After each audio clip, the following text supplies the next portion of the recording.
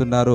ఇప్పుడు దేవుని యొక్క పని సక్రమంగా జరుగుతుందా, అపవాది పని సక్రమంగా జరుగుతుందంటే, దేవుని పని చెయ్యాలి అని అంటే 10 సార్లు పిలవాలి.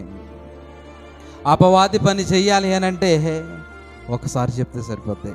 ఎందుకనంటే ఈ లోక సంబంధమైన వేడుక ఉందని చెప్పండి, ఈ లోక సంబంధమైనటువంటి వేడుక ఉందని చెప్పండి, ఒక్కసారి చెప్పగానే రెడీ అయి వచ్చేస్తారు. అదే దేవునికి సంబంధించినటువంటి కార్యం, ఒక కూడిక, కృతజ్ఞత కూడుకుంది అని చెప్పండి. వివాహ వేడుకలు ఎంతమంది ఉంటారు, కృతజ్ఞత కూడుకలు ఎంతమంది ఉంటారంటే, ఇదిగో వివాహ వేడుకలు కొన్ని వందల మంది ఉంటారు, కృతజ్ఞత కూడుకలో 10ల సంఖ్యలో ప్రజలు ఉంటారు. అంటే ఇప్పుడు వీళ్ళకి ఏమర్థమైంది?